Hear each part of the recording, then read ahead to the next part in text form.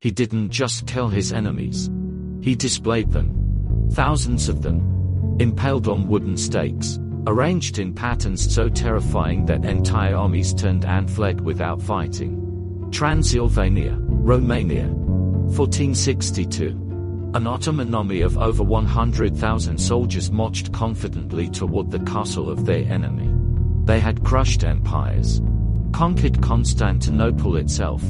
But as they approached, their commander, one of the most powerful men in the world, ordered an immediate retreat. Not because of any army, not because of any weapon, but because of what they saw. 20,000 impaled corpses, arranged in a forest of wooden stakes stretching for miles. Bodies of soldiers, diplomats, prisoners and civilians.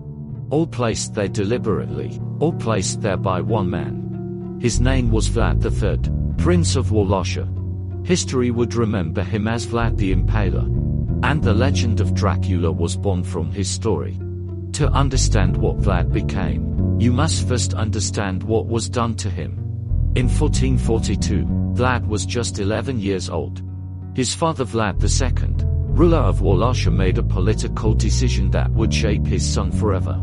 To maintain peace with the Ottoman Empire, he handed his two youngest sons over as hostages. Vlad and his younger brother Radu were taken to the Ottoman court. They would not see their homeland for years. In captivity, the boys were treated as political pawns. They were educated in Ottoman culture, trained in warfare, taught languages. But they were never free, and Vlad watched. He watched how power worked, how fear worked, how men who showed weakness were destroyed. His younger brother Radu adapted. He converted. He became a favorite of the Ottoman court. But Vlad never forgot, never forgave. Then, in 1447, news reached him that destroyed whatever remained of his childhood. His father had been assassinated, betrayed by his own Wallachian nobles, the Boyars. His older brother Messiah had been captured, blinded with hot iron pokers, and buried alive.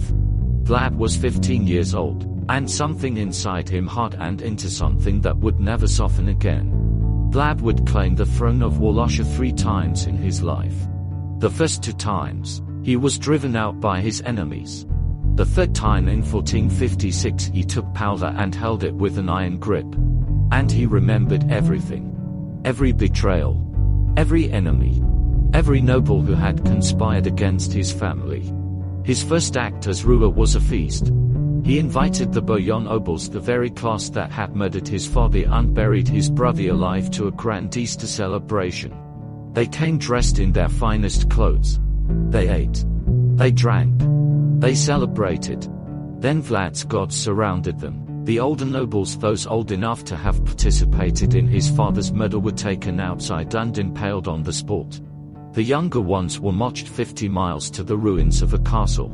They were given tools. And they were forced to build Vlad's new fortress Boinari castle with their own hands. They worked until their fine clothes fell from their bodies. They worked until they dropped. Many died during construction. This was Vlad's message to everyone in Wallachia. I remember everything. And I forget nothing. Impalement was not invented by Vlad. But no ruler in history used it with such frequency, such creativity, or such deliberate psychological calculation. The method was precise. A sharpened wooden stake was inserted carefully so as not to immediately kill the victim. The stake was then raised upright. And the victim was left to die slowly.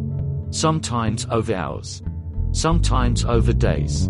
Vlad varied the height of the stakes depending on the rank of the victim. Nobles received taller stakes. This was not cruelty for its own sake. This was a message. He impaled merchants who cheated their customers. He impaled criminals. He impaled foreign ambassadors who refused to remove their hats in his presence. He impaled his own officials if he suspected corruption. And he impaled his enemies on such a massive scale that entire forests of stakes became his calling card. Contemporary accounts describe him dining among the impaled, eating his meals surrounded by the dying and the dead. Whether this is true or legend, no one can say for certain. But Vlad understood something that modern psychology confirms. Terror, applied consistently and visibly, can paralyze an entire population into submission. In 1462, Vlad launched a night attack on the Ottoman camp so devastating that the Sultan Mehmed II, the man who had conquered Constantinople, reportedly wept when he saw the casualties. 60,000 Ottoman soldiers had entered Wallachia. Vlad had fewer than 10,000 men. He used guerrilla tactics, poisoned wells, burned his own villages to deny the Ottomans supplies. But it was what came next that broke the Ottoman army's spirit entirely. As the massive Ottoman force advanced toward Vlad's capital, Tigroviti, they found the city abandoned. And then they saw it, the forest of the impaled. 20,000 stakes, stretching over a distance of nearly 3 kilometers. Each one bearing a body. Ottoman prisoners, soldiers, civilians. The Sultan's own chronicler recorded that even hard-earned veterans were so disturbed that they could not continue. Mehmed II, conqueror of empires, looked at what Vlad had created and ordered a retreat. One man had turned 20,000 corpses into a weapon more powerful than any army. Vlad's downfall came not from his enemies but from his allies.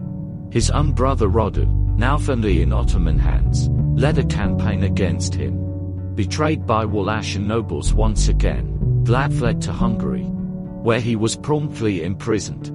For 12 years, Vlad sat in a Hungarian dungeon. Then, in 1476, he was released, reclaimed his throne for the third and final time. Within months, he was dead, killed in battle or assassinated. The exact circumstances remain disputed to this day. His head was reportedly sent to Constantinople, where the Sultan displayed it on a spike, a fitting end, some might say, for a man who had spent his life putting others on spikes. But what happened next is perhaps the strangest part of the story. Vlad the Impaler became a hero. In Romania, he is remembered not as a monster but as a defender of his people. A man who protected Wallachia from Ottoman conquest through sheer, terrifying force of will. And 400 years later, an Irish author named Bram Stoker read accounts of Vlad. Read of his castle, his cruelty, his name Dracula, meaning son of the dragon, and created the most famous monster in literary history. Bram Stoker never visited Romania. He based his fictional castle Dracula on descriptions he read in libraries. Today, tourists flock to Bran Castle in Romania marketed as Dracula's castle. But historians note that Vlad likely only visited Bran Castle once or twice in his lifetime. His real castle Poenari sits crumbling on a cliff above the Arge River. The same castle built by the nobles he enslaved after his Easter feast. To reach it today, visitors must climb 1,480 steps cut into the mountainside.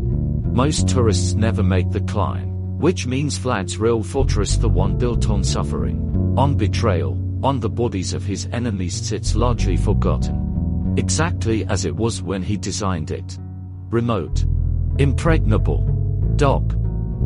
Vlad's wife reportedly threw herself from its towers rather than be captured by the Ottomans. Her body fell into the river below, which the locals still call the Princess River to this day. Some secrets stay buried in the stone forever. Vlad the Impaler ruled for less than a decade. He killed tens of thousands of people. He was betrayed, imprisoned and ultimately killed by the same cycles of violence he perpetuated. But 500 years later, his name is known across the entire world. Not just as a historical figure, as a monster, as a legend, as the shadow behind the most famous vampire in history. There is something deeply unsettling about that. That a man who impaled 20,000 people on wooden stakes became the inspiration for fictional count who merely drinks blood. The reality was always far darker than the fiction. It always is. If this story disturbed you good, that means it was real. Subscribe to They Love Europa. Every week, we pull back the curtain on the darkest corners of European history. The truth is always worse than the legend. We'll see you in the shadows.